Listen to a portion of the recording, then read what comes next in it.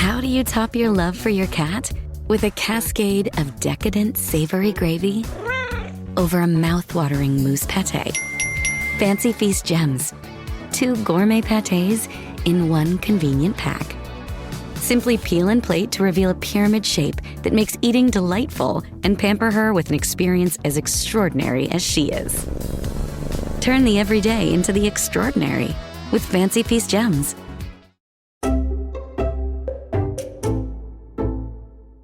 Hello and welcome back to Baby Steps. I'm Jordana Abraham, and as always, I'm joined by my big sister, licensed clinical therapist, Dr. Naomi Bernstein. I'm happy to be here. So who do we have this week? This week, we have Lori Vogt Rosone, who I reached out to after reading her article in the New York Times Modern Love section, where she wrote this beautiful essay about her experience having multiple miscarriages. And it really, really spoke to me. And we'll put the link to the article in the show notes. But she really had this super just creative and artistic and emotional way of putting into words the feeling of multiple losses. And it's such a beautiful essay. I had to reach out to her and get her experience. And also, I guess another layer to this is that Lori is a midwife. So to hear the experience of dealing with pregnancy loss while you're caring for, mothers who are having their own babies or in some cases losing them is a very unique and interesting experience. So I was really interested to speak to her. Wow, that is really, really fascinating. And I think that, we talk sometimes on oversharing about being in triggering situations and the temptation to kind of avoid a situation that might be triggering for you, or to say, I can't, I have to take a break from work. This is too much. I can't, keep seeing this thing happen for other people that I want so badly, or seeing this thing that I'm so afraid of happening for other people right in front of me and being such an integral part of it. But that is kind of one of the best ways that we deal with trauma, is by kind of going through it and facing it head on. So I'm really curious to hear from someone who had the strength to kind of keep pushing through and go through this. And I'm sure that that's probably, I would assume, what made her write an essay that was so touching to you, and I'm sure many, many other people. But, really, whatever the feeling and the emotion was behind it that made it so touching probably came from a place of really leaning in to her grief. Totally. And I mean, they say that, I think, I forget whose quote this was, but take your broken heart and turn it into art. And this article was just, I was so moved by it. And you guys should all read it. It was really great. Another thing that we touched on, which we haven't really touched on before in other episodes, is the financial cost of IVF and some creative ways to pay for it. So Lori said she actually did take a break from, her midwife job, and she took a job. She said there are certain stores, certain retail stores and companies that include fertility benefits as part of compensation. She said a lot of the times they're lower paying, but they can include these fertility benefits. So if you're looking in your time of your life where you're trying to pay for these benefits or need to pay for IVF, which is extremely financially taxing. And it's tough because it's in addition to the emotional burden of having to even go through it mentally, it's also coupled with this huge financial strain for a lot of people whose insurance doesn't cover it or don't have insurance. So I love that part of the discussion. It was really informative and might help someone out there who's struggling and looking for creative ways to pay for IVF. Lori's whole experience was really enlightening, and I think you guys will get a lot from her, not just as an artist, but in a financial capacity as well. Right. Yeah, that is interesting to think outside the box in terms of how to get this, instead of just I either have a job that pays for this or I don't. Right. It's really expensive. So if that's something that you need to do, it makes a lot of sense to go specifically hunting for something that's going to give you that benefit. I probably wouldn't have thought of it like that. Right. And for her, I guess it had a two-pronged approach of giving her a little bit of a break from this job, which again is very linked to what she's going through. Totally. And also, the financial part of it. So I'm glad there's resources out there. And it was really great to hear her story. And again, check out the article, and I'll let her get right into it. We'll bring her right in. I am so excited to welcome today's guest. I found Lori through her incredible essay in the Modern Love section of the New York Times. It was an essay that truly moved me. I'm so excited to have her on this podcast. Please welcome Lori Vogt Rosone. Hi.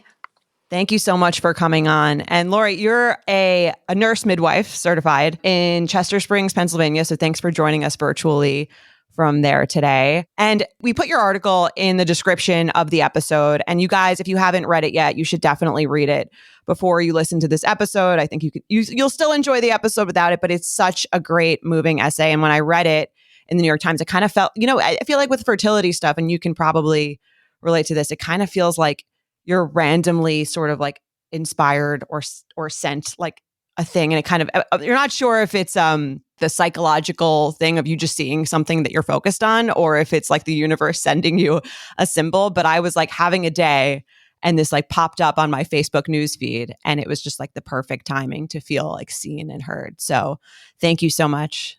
I'm really happy to hear that. Yeah, I totally know what you mean. It's like the more that you know about it and the more that you focus about it, which for me is pretty much always and every day, like the more that you find out it's really going on all around you, whether that's like infertility or early pregnancy loss or just like all of the myriad difficulties that people who are trying to get pregnant go through.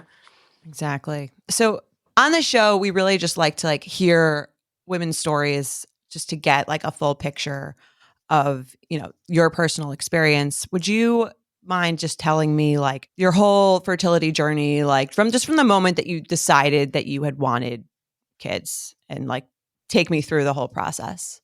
So I think I've known that I wanted to be a mom since I was like literally 18 months old. Like my little sister was born. I thought she was my baby. It was like my mom would come in to feed her and I'd be like, bitch, this is mine. Like I Very am the mother protective. here. Yeah.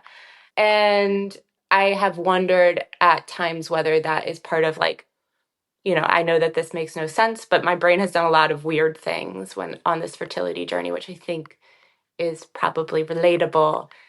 Sometimes it feels like the very wanting it so much is like part of what is blocking it from happening. But obviously, there's a million people who will be like, just relax and it will happen. And you want to like strangle those people. Right. There's nothing to be done about that. But I have always known that I wanted to be a mom. I also was like relatively, I think, late to finding love in a way that I'm really glad happened the way that it did, because I didn't know anything in my 20s. I was sort of like wild and lost. And I am glad that I waited for like a love that feels very, very sacred and steady to me. But when my husband and I got married, I was 34 and we moved our wedding for the pandemic. And before we made that decision, I was like, I will move our wedding if we can start trying now. Yeah, like I am not putting this off any longer. I feel like, I've waited till I have a career. I've waited till I found the right person. Like, I'm ready 33 years ago. Since 18 months. Yeah. Did you feel this sense of like the clock is ticking?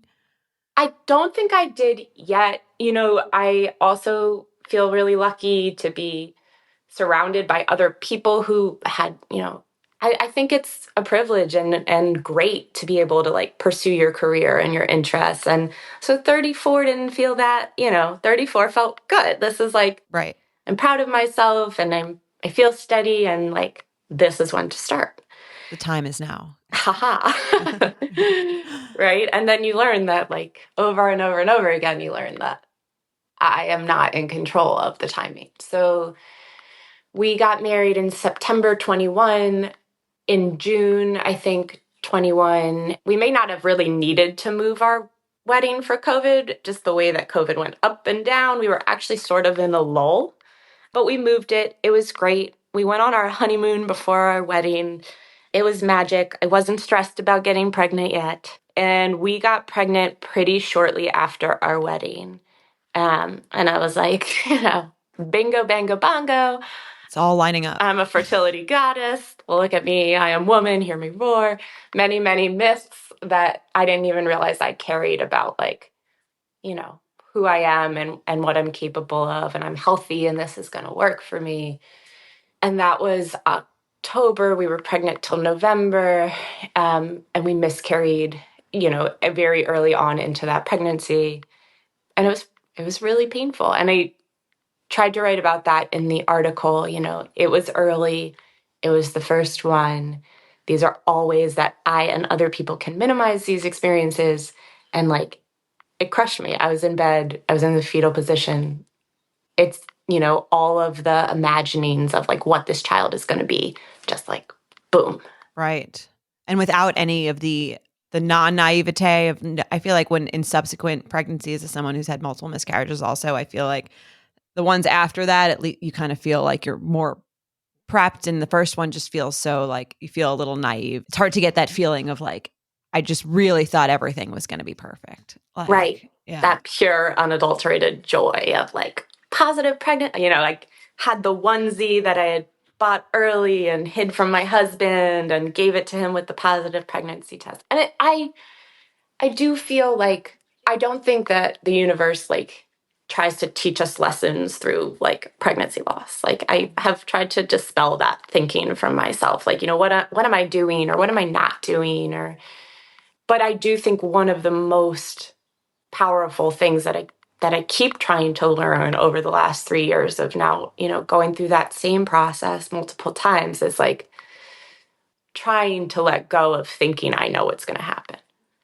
Right. And I think for every subsequent probably pregnancy, there is this feeling, I'm speaking for myself, but it sounds like you can relate to that of like, okay, like I learned the lessons of the universe. Like they sent me all these trials and like now like I'm due for like this time. It's going to be this time. And I don't know about you, but like some of those things that like my brain, like I'll be like walking the dog and it will be like, I know what it is. I know what it is. I'm not good enough at making dinner. And I'm not like a traditional housewife. I'm not good at any of that stuff. I've never been good at any of that stuff.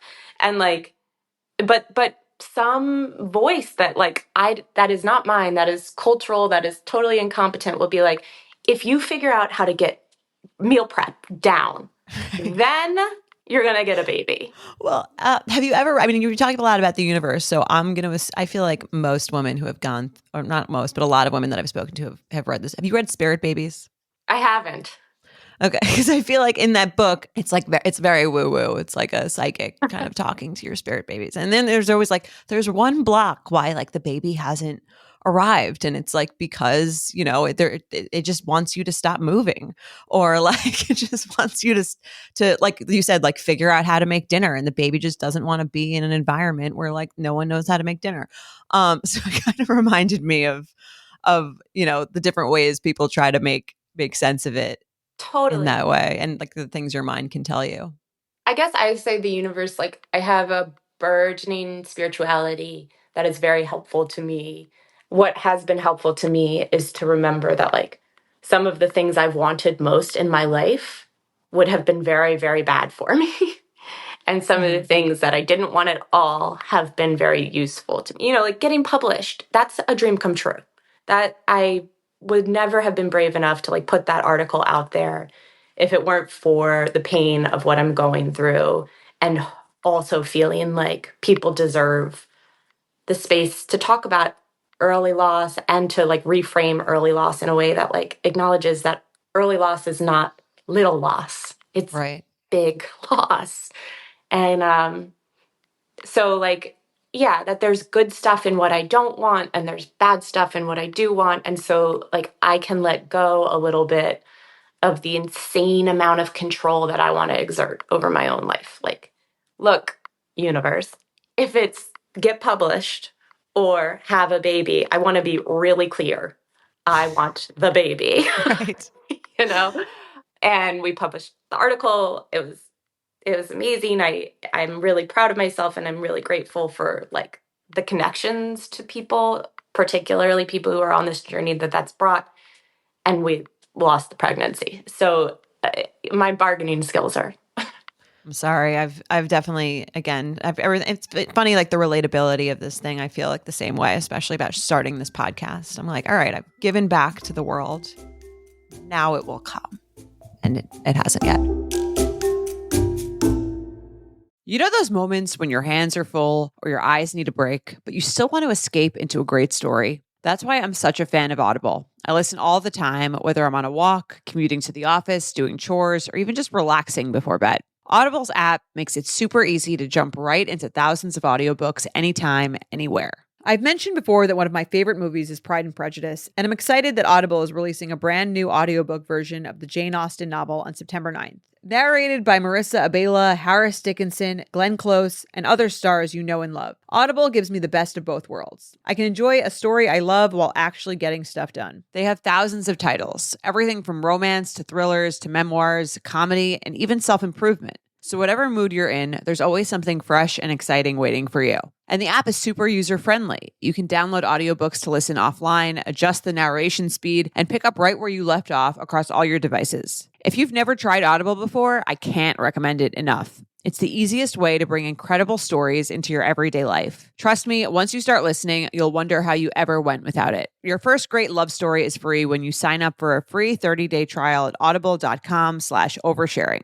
Don't you just love summer? The nights are hot, the days are long, and the possibilities are endless. Beach days, park picnics, or just laying in front of your AC and hiding from the sun. No matter what kind of summer you're having, Truly helps you get the vibe right. As far as flavors go, they have so many great ones to choose from. Classic faves like Citrus Squeeze and Wild Berry, or the higher ABV Truly Unruly if you feel like kicking it up a notch. Or get a mix pack so there's something for everyone. The ideal summer beverage should taste great, be light on sugar, and not make you feel gross in the middle of a 90-degree day. Truly checks all the boxes. 100 calories, 1 gram of sugar, and totally delicious. Just crack one open and you're already in weekend mode. They're perfect for day drinking without the mid-afternoon crash or regrets, and the 5% ABV is just right when you want to sip all day, but still make it to that dinner reservation. I would say I love a good Truly right by the pool. It's delicious. It's light, goes down easy. It's nice to just like have one. You know, you're having like a low calorie light drink. I've been really into the strawberry lemonade lately, but honestly, all their flavors are amazing. You really can't go wrong. We know you'll be bringing great vibes this summer. Just make sure someone brings the Truly. You can find Truly in most stores near you or visit trulyhardseltzer.com to use their handy product finder. That's trulyhardseltzer.com. So I guess to take you back to after the first loss, and this was in 2022? So 2021, November. And then we got pregnant again. I think that was around March. I was working as a midwife at a hospital. My friend, who is a doctor, offered to draw my blood test for me. I think I had made contact with the infertility doctor because I was like, oh, I'm right on the precipice of 35. If you're 35, they recommend seeking an, consult with a fertility doctor if you haven't gotten pregnant in 6 months. But we had gotten pregnant. We just hadn't stayed pregnant. So there were all these, unclear parameters. And so she drew my HCG. It came back positive, but it was low. And I was supposed to consult with the fertility doctor like later that week, I think. And I was like, I'm going to cancel it. We're pregnant. And my very, very wonderful OB colleague was like, don't cancel your consult. Like, just go to the consult. And I think she was basing that on how low the HCG number was. So we kept the consult, but it was I was like, we're here, but, I'm pregnant. Right. Optimistic. You were totally optimistic. And then started bleeding on a shift, which is like, I work, often and frequently enough that pretty much all of these major milestones I've just been like, midwifing away. And it's like, I think I'm bleeding. I mean, can you talk to me about your job as a midwife? Like, how did you get into that? Like, can you explain, even for me, if I'm being totally honest, the difference in like having a midwife versus using a doctor for a delivery and how you got Yeah. into that. And just, I mean, obviously like it's just so connected to the story, like the idea of what you do. I would love to hear more about that. So I love being a midwife. I became a midwife. So I didn't know what a midwife was. I have always sort of identified as an English person, a writer, a language arts student, And then a friend got pregnant when we were younger, like 17. And she asked me to train as a doula, which is like non-medical labor support to help her through her labor. And I think being seen like that was new to me. And I did the doula training. I wasn't able to be her doula for her first birth, but it introduced me to this world where, like, what I really loved about the doula training was it was just women sitting in a circle telling these stories about like their births and their pregnancies. And I was like somewhere in between 17 and 19. Like I wasn't thinking about pregnancy, but I did have, I think, as like most women and girls do, like a backlog of health experiences or sexual experiences that I had never talked about. And I recognized that, like, all around me, there were these women who were just dying to talk about their stories. And there was nowhere really to talk about them openly. And I loved that space and I wanted more of that. So eventually I went back to school to be a nurse and then a nurse practitioner. And I knew when I went back to school to be a nurse that I wanted to be a certified nurse midwife, which is a nurse practitioner that focuses specifically on OB. Midwives view birth as, like a lot of times when you're in the hospital because something is going wrong. When you're in the hospital in labor, you're going into the hospital and your body is doing, with a couple caveats of different things it can do, exactly kind of what you asked it to do when you got pregnant, It's you're having contractions in order to bring you your baby. And the hospital is set up like culturally to look for risk and mitigate risk and take care of as many people with high risk, things going on as possible and to do that as safely as possible. And that doesn't always serve people who are there like healthy and for a healthy reason. And so midwives try to do less or zero intervention. And that's like, according to what the patient wants. If like someone comes in and they're like, look, I want a midwife because I've heard you guys like, are a little bit more holistic and you listen and you focus on nutrition during pregnancy and all these things, but I'm definitely getting an epidural. It's like, great, because overarching, like what I believe in as a midwife is like listening to you and what you want in your body and then trying to help that happen. Okay. And how early do you get involved in these pregnancies? Like, are you there from their first visit? Yeah, the beginning, like you establish prenatal care, you can do that. So I think it's like 80% of midwives deliver in hospitals, just like because of the way our healthcare system and insurance is set up. So people tend to associate midwives with home birth or birth center birth, but most certified nurse midwives are delivering in hospitals. And so you can choose a practice that has like midwives who work with doctors. You can choose a practice where midwives, I just stopped working at a birth center that was across the street from a hospital. So it's all midwives in that building. But if you're 8 centimeters and you're like, okay, I've done what I can do, I'd like an epidural, we literally like go across the street, get you set up. And that's a big deal because it's your hand, you're you're guiding somebody who is having contractions across the street. So that across the street transfer for them feels pretty long, I think. So there's all sorts of different things that you can choose if you want some combination of like hospitals make me feel safe, but this thing about midwives appeals to me. Got it. Okay. That's so interesting. So had you encountered a lot of miscarriages in your midwife experience before this? Like, what did you feel like it was something you were used to seeing?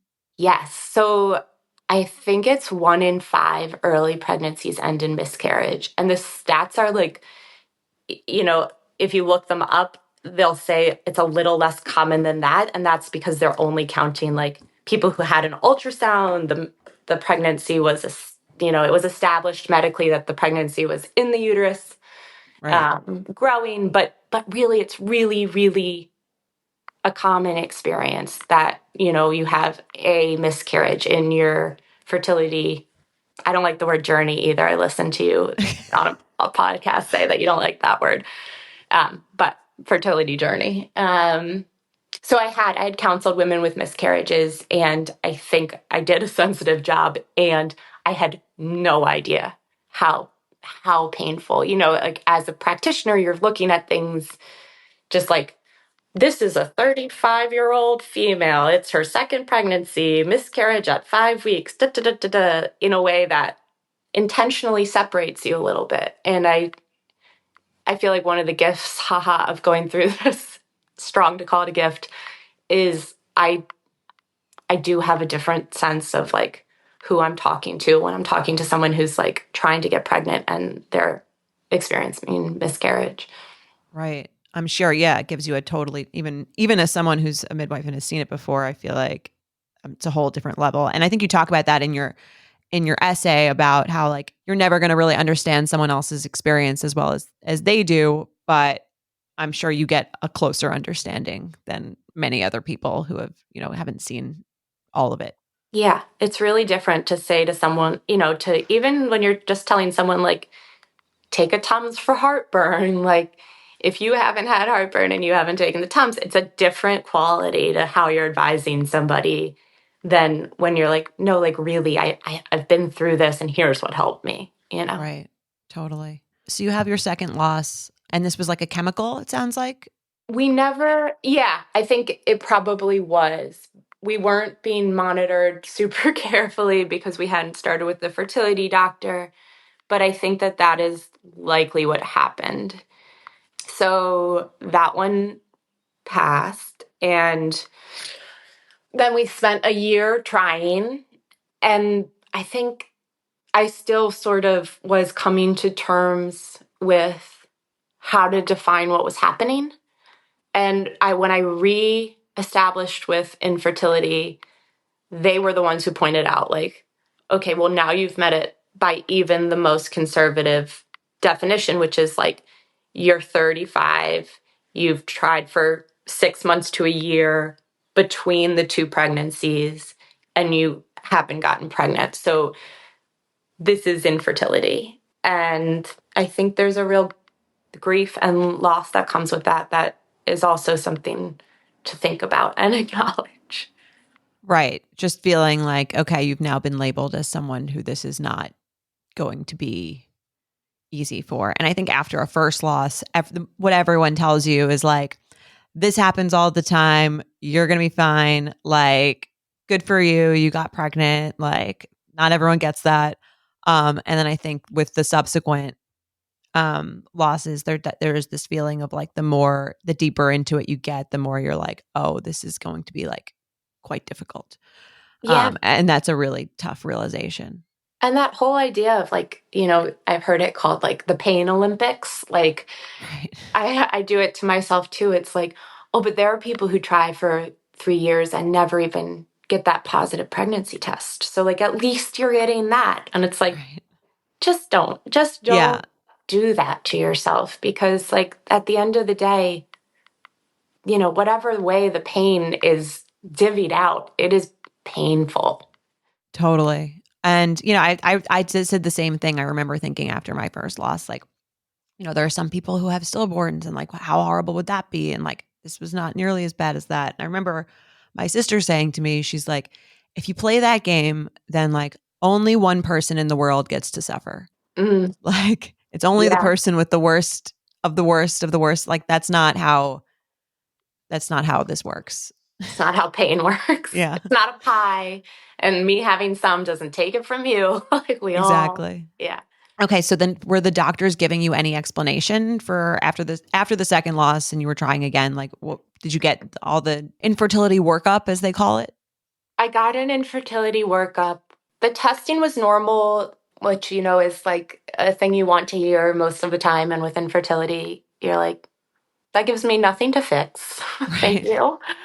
I had a doctor. So we switched fertility care basically because I felt like I kept talking to people who were sort of organizing the appointments, and they'd be like, once you have this set of labs, and I'd be like, but I'd had that set of labs. I felt like the communication wasn't good between the administrative part of the fertility clinic.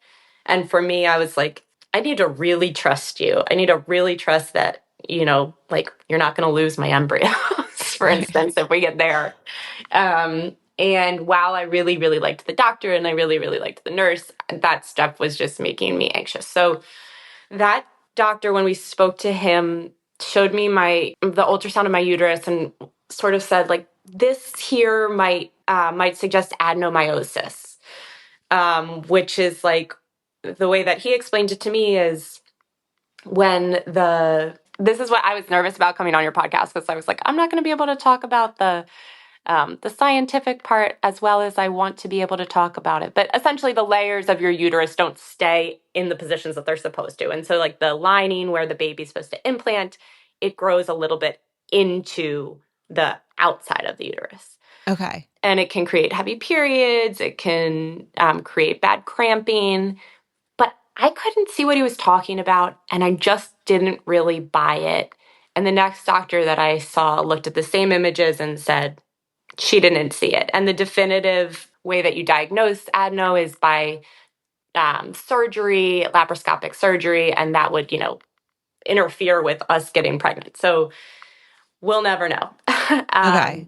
And this is different than like endometriosis. It's right? like endometriosis, except in endometriosis, that endometrium, which is the layer where the baby implants, the embryo implants, that tissue is completely outside of the uterus instead of growing into the wall of the uterus. I see. Okay. So one doctor says they think you might have this. The other one's like, I don't really see it. And it sounds like you didn't have any of the symptoms that would be associated. It's so annoying because they always say that. It's like, they're like, well, the symptoms of this are this, but you could also have no symptoms. So it's like, oh, you could have anything. Yeah. And I don't know. It just didn't. And maybe it's part of the picture and maybe I'll get there. And I do think there's some element of like, you sort of accept things when you're willing to accept them. Mm-hmm. And so maybe that will be my experience with that. But for now, I was like, it doesn't change the treatment plan. I'm just going to like continue on with this doctor who does not think that I have it.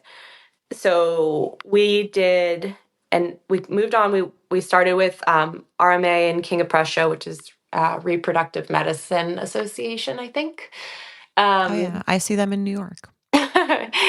And we did an egg retrieval. We didn't retrieve any viable embryos from that egg retrieval. I was still working as a midwife and had some questions about whether sort of like the stress of my job and trying to ask this thing of my body was like too much.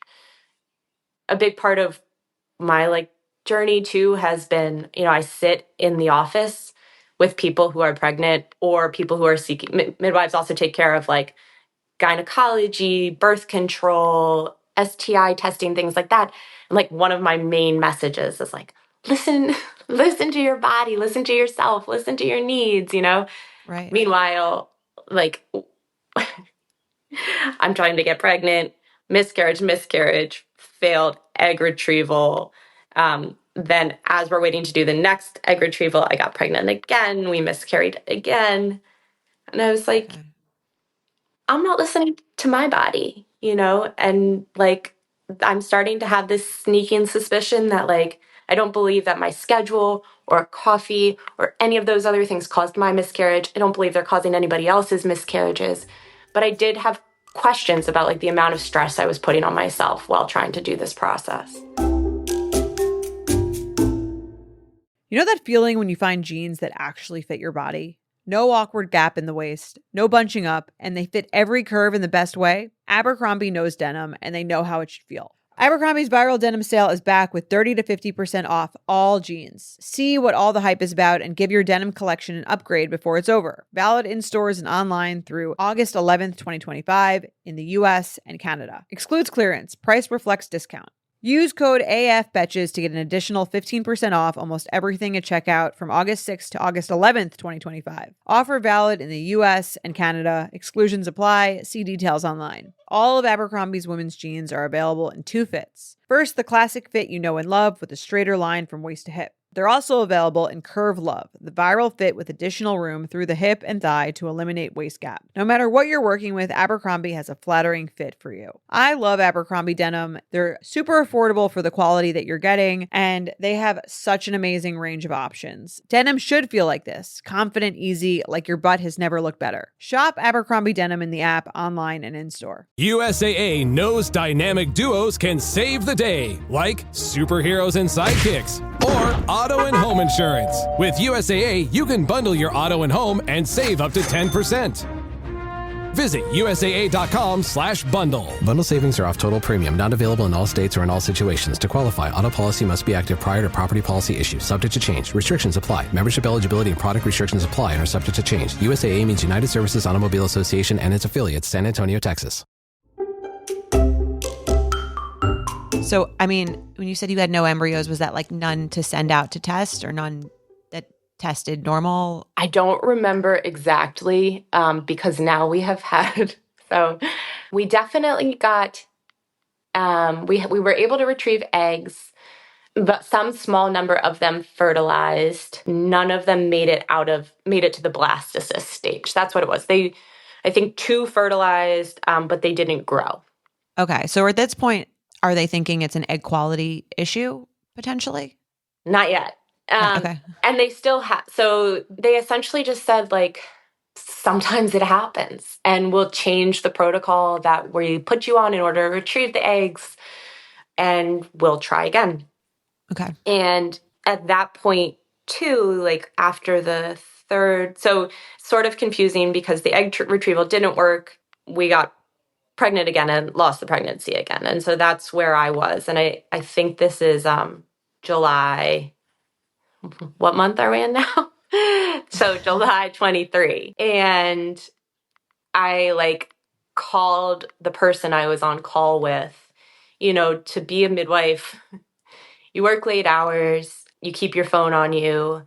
There's sort of always this feeling of feast or famine. Like this could be a night where 3 or 4 people go into labor, or I might sleep through the night, but you sleep with your phone right by your ear when you're on call and wake up every 15 minutes, 30 minutes. Did the phone ring? Did I miss anything? Right. And I feel like it's really important for me to sleep well because it's one thing I can control. I can't control how your labor goes or how your birth goes, but I can show up ready to handle whatever happens and try to take care of you as safely as I can and take care of your baby as safely as I can. But after the 3rd miscarriage, I stopped sleeping. So I started I think the emotional stress and the grief, I wasn't able to do what I needed to do in order to be a good midwife, which is sleep on command. I would imagine this is a particularly difficult job to have when you're going through this, just being surrounded by birth and babies and just women going through something that you really want. Was that an extra layer of it, or could you kind of remove yourself? Weird. I kept thinking that was going to happen, and I had questions about whether it was happening on some really deep level that I was ignoring, in order to get through shifts. But the truth is, when I sat across from somebody else who was pregnant with and, having their own concerns about what was going on in their body, usually I stopped thinking about myself, which was a gift, Right. But I did have questions. I didn't want it to all back up. Oh, you have all this grief and you're just ignoring it. And at some point that is going to come up, Right. And then did they test any of the embryos from the miscarriages, or they didn't do that? They didn't do that. I honestly wasn't able to I wasn't able to bring myself to collect the tissue and bring it in. Okay. When I realized I was miscarrying the 3rd one, I had this moment. Paul, my husband, was I was home. I started pacing back and forth from like the bathroom to the kitchen. And he was like, what? He didn't know I was miscarrying. I had just like started feeling myself like bleed heavily. And he was like, what are you doing? And I like sat down in the middle of the hallway and I was like, I think I'm miscarrying. I'm thinking about whether I need to get Tupperware to try to bring it to the doctor. Oh my And he God. was like, stop. Like, no, just no. Like, what they can, I am not a high risk fertility doctor. I'm a low risk, normal pregnancy, healthy mom, healthy baby practitioner. But my understanding is that when you bring in that tissue, what they're testing for is chromosomal abnormality. And when they do an egg retrieval and they test your embryos, they test those embryos for chromosomal abnormalities. So Didn't see the point. whether it was or wasn't, like, it was happening, and I just felt like sort of I don't have the strength to do this, to figure out what exactly is going on. And like, so yesterday when I was thinking about this interview, I was like, so we did end up having I took time off of work. I called the person I was on call with. I was like, I don't think I can do these shifts this way right now while I try to handle that we just miscarried again. Right. And she was like, great, we'll get your shifts covered. Not great. She didn't say great. She said a lot of nice, she's supportive, wonderful, right? Okay, sympathetic okay. things. And I got home and I was like, I think I'm going to take a break. I think I'm going to stop being a midwife for like, whatever length of time it takes to do the next step of this IVF journey. And so I did. I worked at Tractor Supply Company because they have IVF benefits. So does Target. So does, I think, Target, Starbucks. Oh, really? IVF, like what kind of benefits? Like when I started at Tractor Supply Company, which is basically a hardware and feed store, like farm feed store. That was my next question. Yeah. Apparently not a thing that everyone knows. You did 10 hours a week for 2 full IVF cycles. Oh, wow. They have changed it. Now you need to be there a year to get 1 IVF cycle. But if you join like Facebook groups about paying for IVF, they make lists, like beautiful, wonderful humans out there who have been through this, make lists of companies with good IVF insurance. Progeny is a good one. For like, jobs that, like, I think the trade-off is jobs that can't necessarily afford or are not paying a high wage will sometimes bring people in by offering really good insurance. So I worked at the hardware store. We did a cycle. We got 3 embryos. Probably better hours. Way better hours. And we got 3 embryos out of that. Oh, wow. Okay, so this was your third retrieval, and you got 3. Second retrieval, we got 3 healthy embryos. What I tried not to do, and did anyway, was tell myself that, like, because I was taking the break, this was going to be the one that would work, right? Like that same bargaining with the universe. Right. Okay, I did what you asked me to do, universe. I'm taking a lot of stress off, and I really want this baby. You can tell I really want this baby. Learn to cook. Yeah. As soon as I get lamb on the table, that's when. Right. We did a frozen embryo transfer, and that is the pregnancy that when you reached out, I was pregnant with that pregnancy, which turned out to be ectopic, and it ended in March. So a month-ish ago. Okay.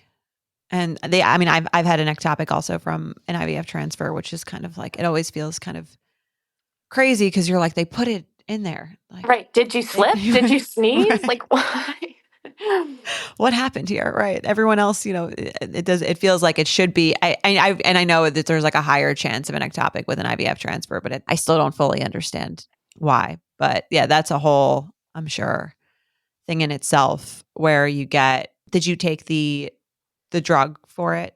Yes. Methotrexate? So a fun thing happened, which is, so it was, the pregnancy was like sort of between my tube and the body of my uterus. And I read a bunch of, and they're difficult to diagnose. It's eventually what they ended up diagnosing me with is what's called a corneal or like in the horn pregnancy. But they weren't sure initially if it might be. So again, this is like high risk doctor, physician, fertility stuff. But my understanding is um, they thought it might be angular, which means it can grow into the body of the uterus or it can continue to grow in the tube. And if it grows into the body of the uterus, it can result in a healthy pregnancy. If it grows in the tube, it can rupture your tube and you can have extreme, morbidity, meaning like bad medical consequences, or mortality, meaning you die. Right.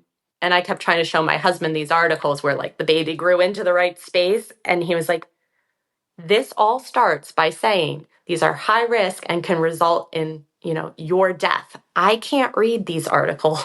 Right. You're like, no, like skip that part.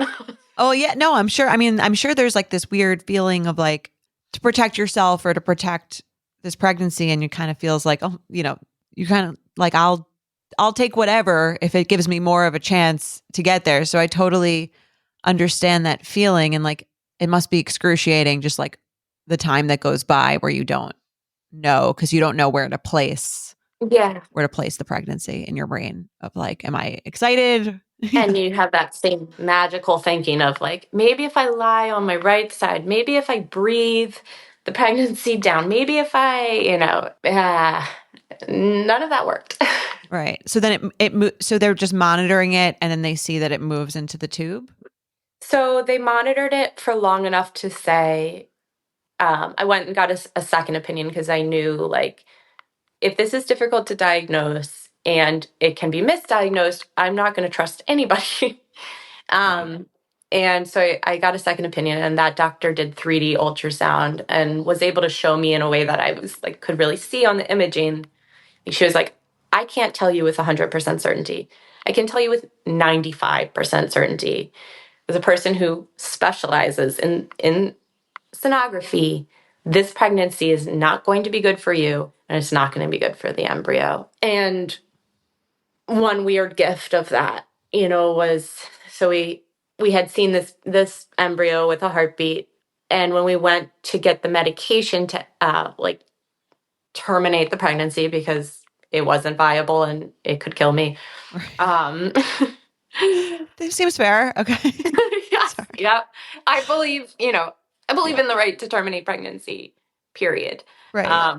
But when we went, the sonographer was like, do you want to see the embryo, or do you want me to turn off the screen? And I was like, no, I want to see the embryo. Like, this is my last chance to see it. And when they turned on the screen, I said to Paul, like, I didn't see a heartbeat. And he was like, I thought I saw it, but very faintly. And when they came back in, I was like, is there a heartbeat? And they were like, it is slowing to an abnormal rate. And there's no coming back from that for an embryo. So it was passing, which for me was a weird gift because I didn't want to live with that fear that I had ended a pregnancy that I didn't need to end. Totally. Because I mean, I don't know if you did this, but like there was a time, I don't really do this anymore, but there's a time when I was on like deep in the Reddit threads, and you can always find like one success story or maybe a few for any situation. I feel like there's like a few people who have had, the low HCGs and then it turns around or something like that. And that feeling of like, am I calling it too soon? Or like, am I cutting my losses here? I totally can relate to that. And usually, again, it's like so rare, but if you're online, the population is everyone. Right. You can find somebody who they said, there's no way this is going to work, and it worked. Right. Which is kind of annoying, kind of hopeful, kind of annoying. Totally. Right. So we ended up taking methotrexate, which maybe you did when you had your ectopic, which is a shot that they give you to pass the pregnancy. And that's where we are. It is May 2024. We have 2 frozen embryos, and yeah. So are you going to wait? Is your plan to kind of wait? I think there's a 3-month period where you're supposed to wait and then Yes. do the transfer another one?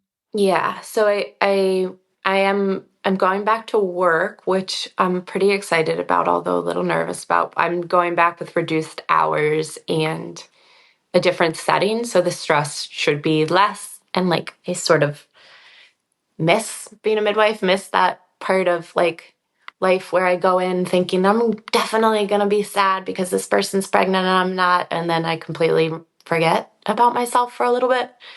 And that job will start in July, at the end of July, and maybe we can try to do a transfer right before I start that job. Right.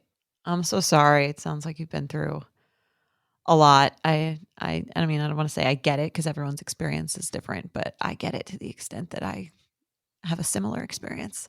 Yeah. Do you want to talk about yours? I don't want to flip the microphone on you, but Oh, no. I mean, like I've had similar experience. I've had 3 almost transfers. So, I mean, I got pregnant with a shot of because I had PCOS to like induce ovulation, and that worked like the first time.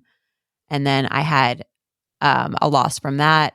And then I had like 3 months of not realizing I had retained tissue. So that like killed some time. And then I did IVF. oh, Very lucky, very successful with my IVF retrieval, but then done 3 transfers. The first one had a miscarriage at like between week 6 and week 7.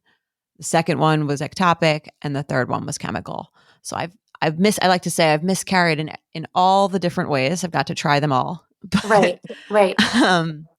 But yeah, I think I get what you're, especially that everything in your essay just felt really close to home, even though I have, obviously different but similar experience of like that multiple loss situation.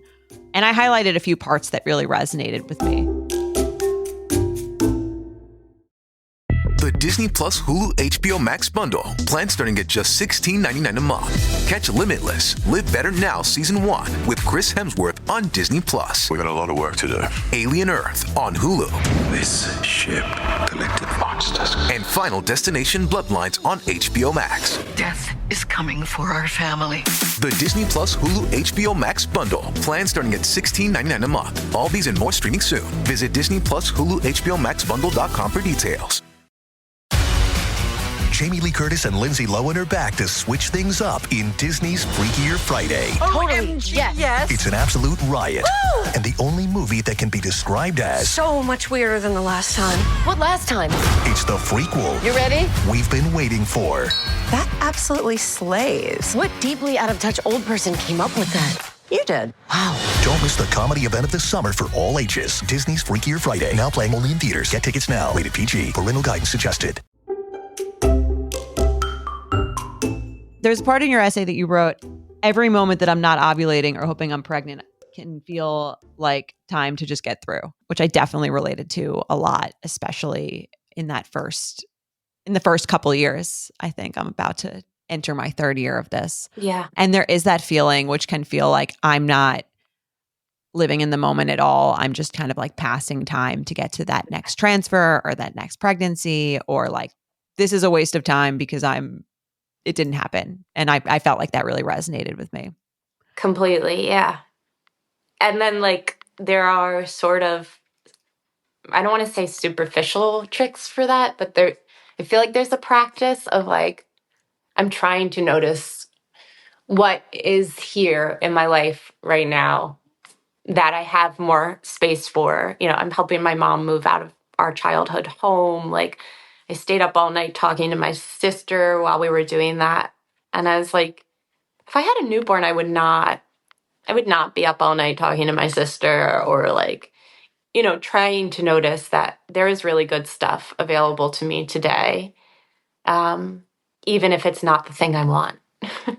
Totally. And I think that's the hardest part, is like this feeling of trying to live in the moment and be grateful for the life that you do have and feel like lucky, and for like your partner and your family and your friends, and this the thing that they tell you, that all the moms tell you, which I believe to be true about, like the time that they wish they could appreciate in that pre-child year. And I think like, I'm sure you feel this way too, of like, if you told me it was going to happen in a year, then yeah, of course I would like sleep late and like have fun, not a care in the world, go out partying. Um, but it's like that feeling. And then also the feeling of like, I think this is unique to this situation of living in the moment of, okay, well, I could be pregnant for like 2 weeks out of every month. So can I fully live in the moment feeling of with that feeling of like I'm in this in between state and my body is like not really mine. My body is like here to be prepped for someone else a little bit. Totally.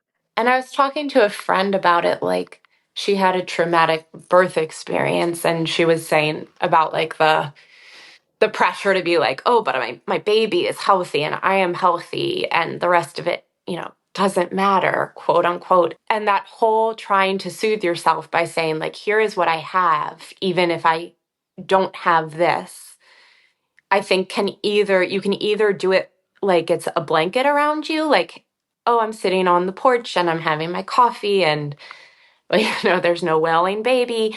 Or you can do it like a hammer and be like, you have all these things. Like, why are you sad? And like, I'm trying to notice like when I am being when I'm using it to be kind to myself and when I'm just like trying to hammer myself into a state of joyous gratitude, which doesn't work.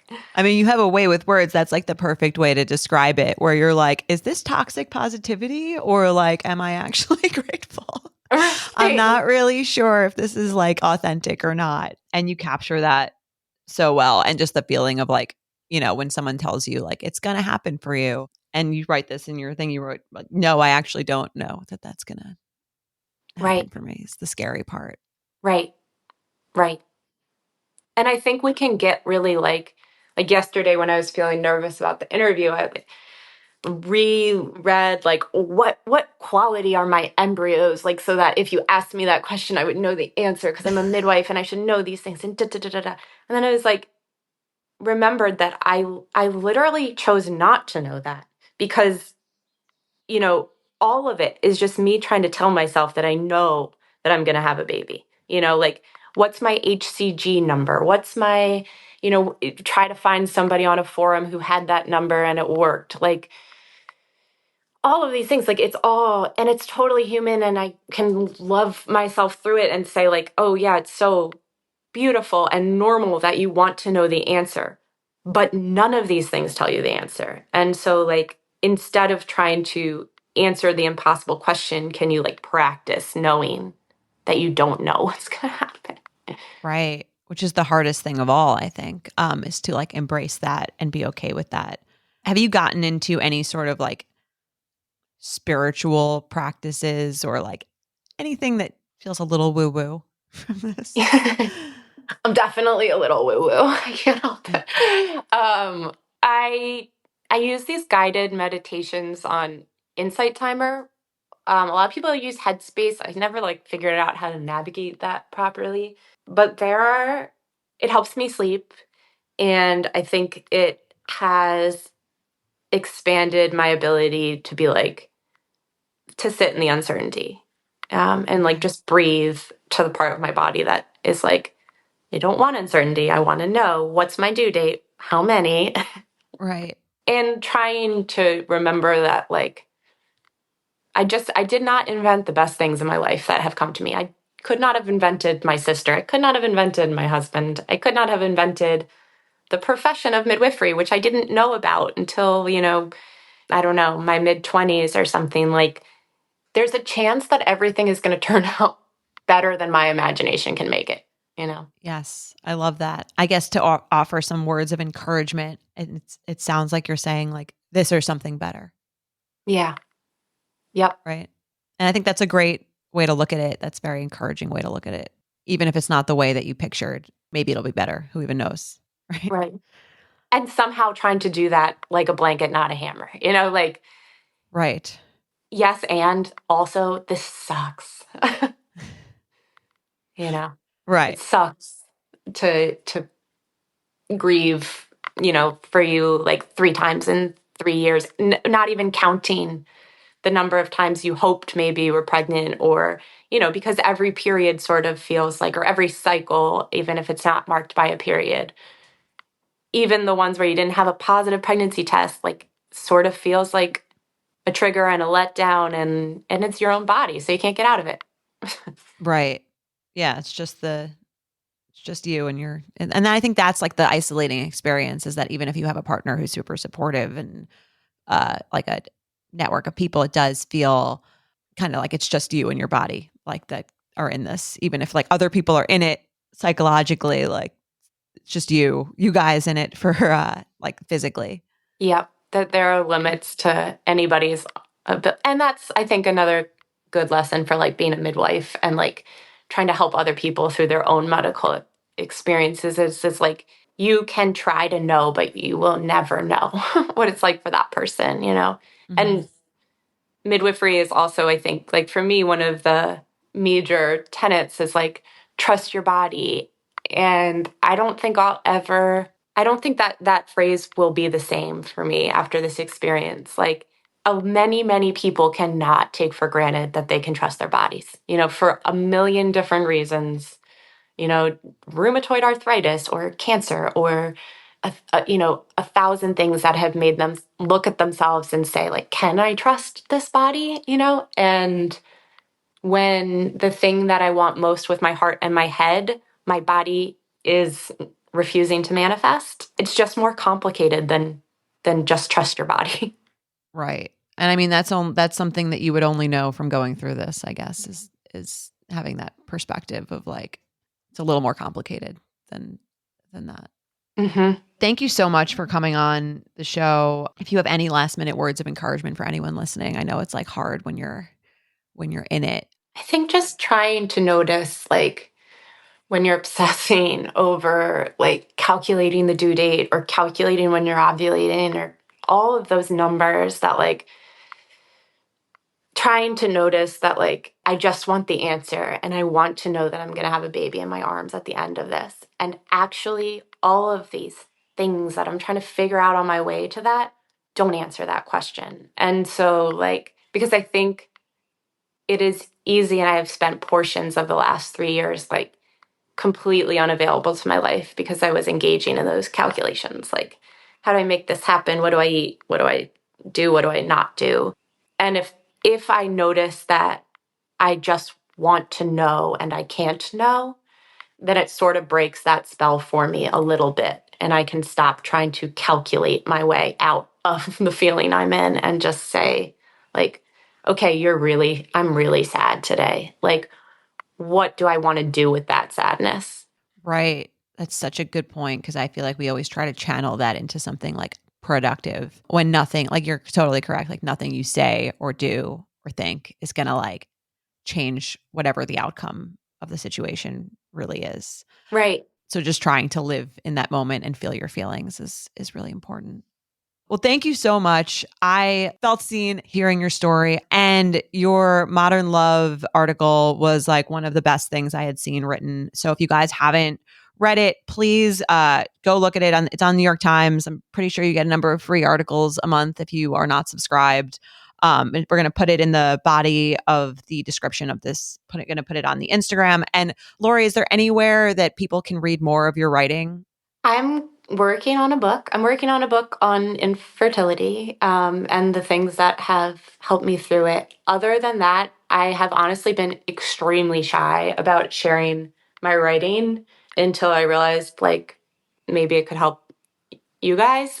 And so I will, be trying in the next couple of years to create something that I can control creation over, which is writing versus a baby, and look for it. Yeah, I don't know exactly. That's what they say, right? Take your broken heart and turn it into art, and you've done that so amazingly. And when your book gets published, you share it with me, and we'll share it with the whole Baby Steps Oversharing community. Thank you so much. And thank you for doing what you do and like creating space for these conversations. I've really enjoyed listening to your podcast, and I think it's really important. Thank you so much. And that's it for this episode of Baby Steps. We'll be back next time. Baby Steps is produced by me, Jordana Abraham, and Shannon Sassone. Editing by Jorge Morales-Pico. Guest booking by Ali Friedlander. And be sure to follow at Everything's Fine on Instagram.